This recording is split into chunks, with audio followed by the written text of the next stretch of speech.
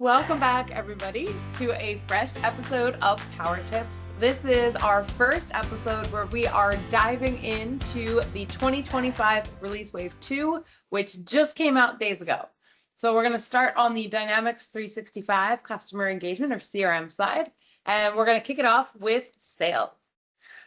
One of the biggest buzzwords in Release Wave 1 were agents, right? And that's carried over in Wave 2. So there is a subsection of the dynamic sales release notes all about the sales qualification agent. So I was excited to see what's new with this because we heard about it, but we couldn't really do anything with it.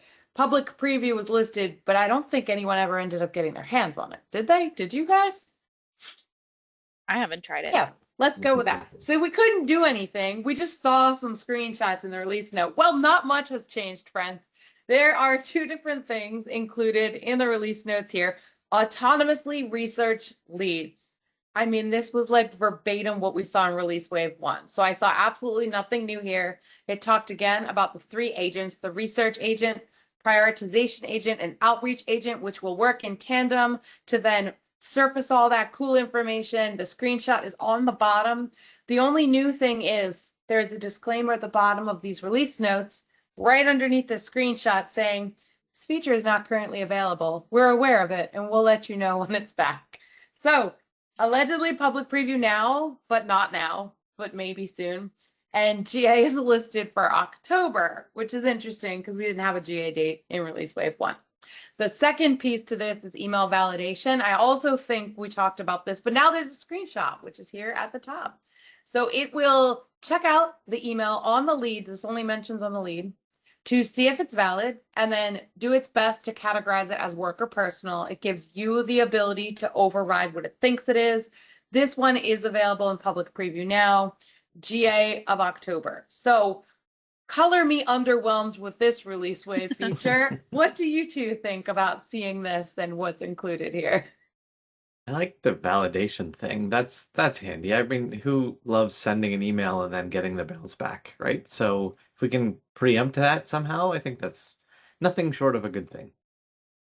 I think these are both, well, all the agents we've seen, I think, have been really interesting and could be really helpful, but I just feel like I don't have enough information about agents to really fully understand what it means for like an actual user or for an organization. Fair. That's fair. I agree. The screenshot looks awesome. My other big question, which of course no one's talking about, is the L word. These included in licensing.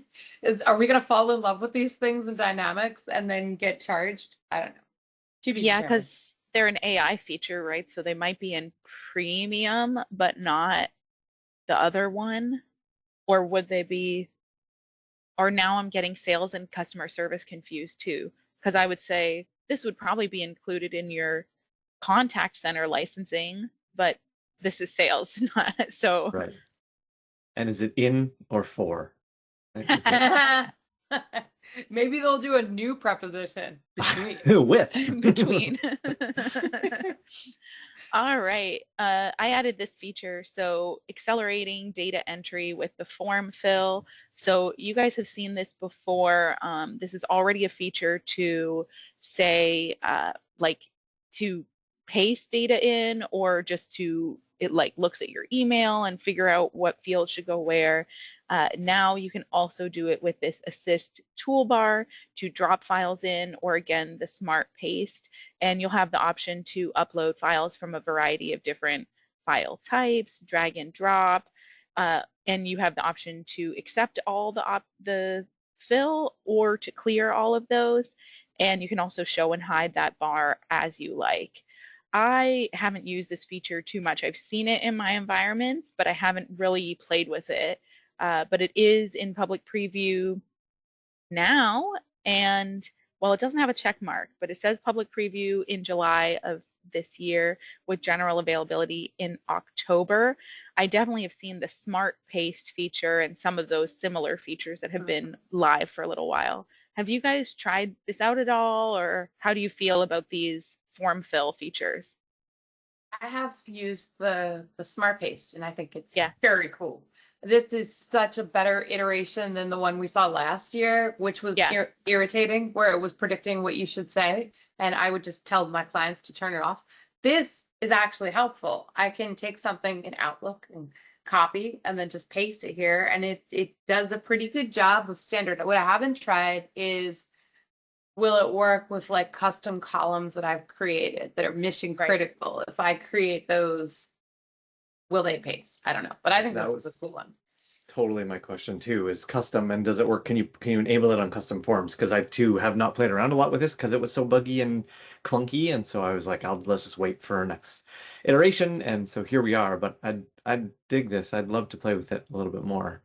I'm wondering, yeah, the custom piece is huge to me because organizations customize their systems, so it should be able to read that. I don't see why it wouldn't, Yeah. but I guess we'll find out. Yeah, it doesn't look like it says it calls that out in the docs on if you can use that, but it does talk about admins managing the functionality. So also maybe there's ways to will be ways to customize it in the future. Right. So cool. And definitely makes sense in the contact like they show, right? Like copy somebody's email signature and paste it into the contact. So lots of functionality to try out. Next is embedded experience for Copilot summaries. So this is going to be early access this month, going GA in October. And we are already familiar with the Copilot summary for your opportunity leads and accounts, summarizing, their activities and what's been going on the deal or whatever. So now we're kind of moving that from part of the timeline to that full banner experience across the top. So I think before you could see it sometimes above your timeline, sometimes you had to pop out Copilot on the right-hand side, but now it's just going to be a banner so that you don't have to wait or load Copilot or any of that. It's just going to like load right there for you to be able to see it and keep moving forward.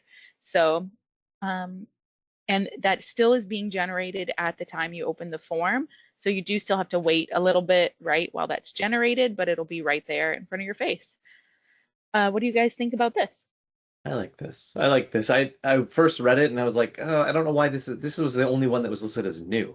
And because it was based on summaries, which are not new, I was confused by why it was flagged as new.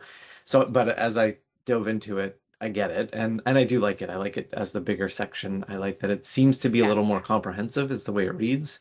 It's digging for more information, which is great. I assume that we'll have the ability, continue to have the ability to customize what fields are going to contribute. And so I think anything that helps summarize information so we're not having to do the hunt and peck through a record, to me is great news. That's awesome. For sure. You're so positive and nice. I had a more dark view of this. Realistic. It's not dark, but like really the new feature is we've moved it from here to here. This is like when we got like new themes and the toolbar was like blue instead of gray and the circles were now not red anymore. I don't know. I feel like this is a bit of a cop out, but I like the Copilot summaries. I use them all the time myself, so I like having them there. I agree. And I also feel that maybe the people who wrote the Learn content were confused as well, because I think some of the screenshots are of some current features, like seeing it in the Copilot paint, the Copilot full screen experience, which I think was already there. So there was always another a question. There was another one that the image totally did not match what it was, which was really weird. I forget which one it was, but that struck me as odd. I didn't notice that anywhere else, but it's funny that you mentioned that because it totally jumped out at me. Yeah. Was that an article written by AI? Yeah, right. Some of them also say community authored, so we can either blame Copilot or blame a human who's not Microsoft.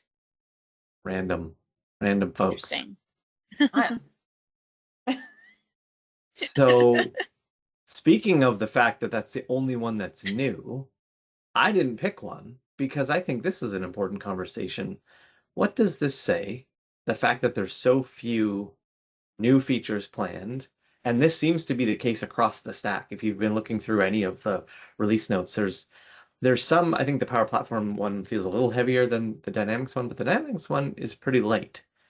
And so where are them features at? I wonder why. I wonder what that means. It just makes me sit back and think, I think actually, Heidi, you spurred some of this conversation with saying, "Hey, is potentially writing on the wall of some sort Yeah. here, right?" Like that. What does that mean? Why is there so little being updated, introduced, invested in within the platform? Which is, I don't know how I feel about that yet, but it's interesting. I feel sad. CRM is my first love, and I feel sad that it's not being innovated at the same pace as other pieces in the Power Platform. But we will go through all of them anyway and point out the things that are there. And maybe there's cool things. Maybe they're just really invested in an agent that is taking all of the product team, all of the engineering team's time and effort to get that right. And then once it's delivered and it changes our sales reps' lives, then they can move on to the other stuff people have asked for. Listen I to guess you being now the positive one. I guess there's also like a lot of features that we're seeing released in the Copilot that are going to impact like Copilot in sales and for sales, right? So maybe the features are just kind of moved around where they're being talked about. But I also think that we've been talking about for a while the desire to like bring all these products together because we're confused. What's sales? What's customer service? I mean, I got confused on this call. So, you know, maybe Dynamics isn't going away. Maybe it's just going to merge and all be CRM again, easier to understand, or back with the Power, more into the Power Platform. Who knows? It's interesting. Yeah, it's exactly that. It's interesting to understand. I think you're both spot on. I think we hear the word collapsing, right? If you say, "Oh, the app's going to go away," people seem to get very quick. Defensive is a strong word, but no, not going away, just collapsing them into a single tool. So I think that's where we're seeing a lot of Copilot investment, right? Is exactly what you said, Kylie, bringing these tools and features in the Copilot realm to support the work that's happening in that area. And we've had some interesting discussions internally about how we store data where I work, about just because Copilot seems to be able to do a lot, that the memorizing of content, if that's what we really want to call it, is phenomenal. And so you can give it that history, and do you really need it in a structured way when you can just draw on this mismatch of data? Feels super dangerous to anybody who's comfortable with databases, but I don't know. It's an interesting direction and discussion. So let us know what you think in the comments below. Do you think that this is writing on the wall? Do you think that it's just what we were talking about, that it's there's so much investment in tools that are helping these applications, or is it something else? Maybe it's they just didn't have enough time this quarter to write new features. I don't know. Let us know what you think. But until next time, when we continue to dig into the 2025 release Wave 2 features, we'll see you again then. Bye.